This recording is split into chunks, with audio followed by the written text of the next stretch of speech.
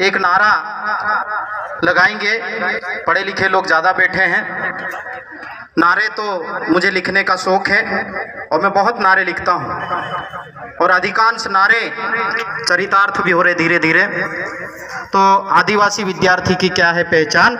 लड़ाई पढ़ाई साथ साथ। जरा मुट्ठी बंद करके अपनी बुलंद आवाज के साथ में कहना है और उसके बाद में मैं 5-7 मिनट में अपनी बात को खत्म कर दूंगा। आदिवासी विद्यार्थी की क्या है पहचान? लड़ाई लड़ना है, आवाज में दम चाहिए। आदिवासी विद्यार्थी की क्या है पहचान? धन्यवाद। बहुत सारी बातें इस मंच से हुई है, उसको मैं रिपीट नहीं करूंगा। मैं सीधे मुद्दे पे आऊंगा कि 9 अगस्त विश्व आदिवासी दिवस। मेरे पूर्व वक्ता ने जैसे कि कहा कि मध्य प्रदेश में पहली बार 9 अगस्त 2010 को सेंधवा ब्लॉक के खट्टी में हम लोगों ने मनाया था। उससे पहले हम लोग महाराष्ट्र नंदुरबार जाया करते थे। तब हमने सोचा कि इसको लेकर जनजागृति ज्यादा से ज्यादा कैसे हो, इसलिए हमारे मध्य प्रदेश में होना चाहिए और मध्य प्रदेश में पहली बार इसका आयोजन किया। और धीरे धीरे अच्छी जो चीज है दुनिया में कभी रुकती नहीं, कभी छुपती नहीं, छुपती भी नहीं है, और कोई जो अच्छे काम करने वाले वो छुपते भी नहीं है। तो अब दोनों तरफ चारों ओर मध्य प्रदेश में फैल गई और पूरे मध्य प्रदेश में आज पूरे हर्षोल्लास के साथ में 9 अगस्त विश्व आदिवासी दिवस मनाया जा रहा है। दूसरी जो बात है वो दिन मुझे बहुत अच्छे से याद है। 9 अगस्त 2012 पहली बार जिला मुख्यालय बड़वानी में हम मनाने के लिए आए थे। पलसूत से इकट्ठे होकर बाइक रैली लेके यहां पर आए थे। हमने उस टाइम पे जो जनप्रतिनिधि थे उनसे बात की थी कि आपको पानी की व्यवस्था करना है, आपको टेंट की व्यवस्था करवाना है। लेकिन हमारे जो जनप्रतिनिधि थे वो कॉलेज के ग्राउंड में कोई और कार्यक्रम में मग्न थे और हम रैली लेके आए थे। तो वहां के लोग हमारे साथ में आए थे और यहीं आके हमने टेंट के जो रस्सियां बांधी थी और दरिया बिछाई थी और यहां कार्यक्रम किया था। जब मैं बोल रहा था वेदना दिल से निकलती है, दर्द अंदर से आता है। जब मैं बोल रहा था तो कम से कम 10 से 15 लोग फूक फूक करके रो रहे थे और उसमें जाड़िया भाई भी सामने थे जो आज इस दुनिया में नहीं, वो सत्य कार्यकर्ता थे। तो साथियों, वहां से स्टार्ट करके हमको छुट्टी चाहिए थी। रणनीति के ढंग पे पूरे मध्य प्रदेश में आंदोलन चलाया और एक एक करके मध्य प्रदेश के 19 जिलों में स्थानीय अवकाश घोषित करवाया था। और जब 18 में मेरे बड़े भाई राजेंद्र जी ने बताया, माननीय कमलनाथ जी की सरकार थी, एक प्रतिनिधि मंडल गए थे, पूरे डाटा और तथ्य के साथ में बात को प्रस्तुत किया था और पूरे मध्य प्रदेश में सार्वजनिक अवकाश की घोषणा की थी। लेकिन दुर्भाग्य की बात है जो अनुसूचित जिले हैं वहां के कलेक्टरों में, उसमें बड़वानी जिले का कलेक्टर भी शामिल है, उसमें बुद्धि नहीं, भूसा भरा भूसा। क्यों?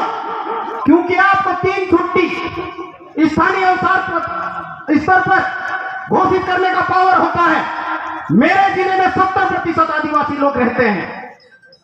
जन भावना का अपमान कर रहे हैं आप और एक स्थानीय अवकाश हमारे लिए घोषित नहीं कर पाए। आप किसकी गुलामी कर रहे हैं? आप आरएसएस की गुलामी कर रहे हैं या भाजपा की गुलामी कर रहे हैं? आपको स्पष्ट करना होगा। मैं इस मंच के माध्यम से यहां के कलेक्टर का विरोध दर्ज करवाता हूं। और जब मध्य प्रदेश की सरकार बनी और सरकार को गिराया गया, आपको ऐसी क्या तकलीफ हो गई थी भाजपा की सरकार? मैं इस मंच के माध्यम से पूछना चाहता हूं कि 9 अगस्त विश्व आदिवासी दिवस की छुट्टी को आपने निरस्त किया, ऐसी कौन सी जरूरत पड़ गई थी आपको? उस कारण का जवाब ये देश का जो आदिवासी वो मांगता है। हमको फैसला करना अभी, हमको किसके साथ में रहना चाहिए। बहुत सारे लोग बोलते हैं ये पगला गया है, सेल टैक्स ऑफिसर की नौकरी छोड़ के इधर आ गया है। मैं पगलाया नहीं हूं, मेरी बुद्धि सही हो गई है। मैं घास काटने नहीं आया हूं, ये लड़ाई लड़ने के लिए आया हूं और लड़ूंगा। जब तक जीऊंगा तब तक लड़ूंगा। लेकिन हमको लड़ाई का मार्ग सही दिशा में अख्तियार करना होगा। मेरे इलाके की समस्या क्या है उसको पहचानना होगा। आप इलाके में चले जाइए, सरकारी स्कूलों में मास्टर नहीं है, स्कूलें टपक रही हैं, बच्चों की हत्या कर दी जाती है। मोजाला में एक बच्चे की करंट लगने से मौत हो गई, उसकी मौत नहीं उसकी हत्या की गई है। लेकिन जांच करने के लिए इनके पास न्यायिक कमेटी बनाने के लिए कोई पावर नहीं है, उनकी हिम्मत नहीं होती है। आप रोड देख लीजिए, आप पुलिया देख लीजिए, पूछते हम ये काम ऐसा क्यों हुआ, बोले 60% से काम होता है। समझते हो 60% से क्या होता है? 10 लाख का काम मंजूर हुआ तो 6 लाख में काम करना है, अर्थात 40% पहले ही बढ़ जाएगा। और उसके बाद में जो एजेंसी होगी उसको पत्रकारों को भी देना होगा। मुझे कतई ग्रोज नहीं है बात कहने में यहां से। उसके बाद में दादा पहलवानों को भी देना होगा। उसके बाद में क्षेत्रीय जो छुट भैया नेता है उनको भी देना होगा। कितने में काम करेगी वो एजेंसी? इसलिए स्कूलों की छतें गिर रही हैं, पुलियां गिर रही हैं और हमारे रास्ते पे कीचड़ भरा है। अभी भी कई सारी स्कूल ऐसी हैं जहां पर बच्चे स्कूल जाने के लिए दलदल में चल के निकलते हैं। क्या यहाँ के शासन प्रशासन को दिखता नहीं है? तो इसका हिसाब अब आदिवासी समाज के युवाओं को मांगना होगा। आदिवासी समाज के युवाओं को मैं कहना चाहता हूं, ये जो पीले गमछे वाले मेरे भाई हैं, जयस का कार्यक्रम भी 16 मई 2013 को यहीं पे मंच बना था और हम यहीं मौजूद थे। इसके संस्थापक के रूप में भी हम थे। लेकिन लड़ाई का जो मुद्दा है आपस में लड़ने का नहीं है।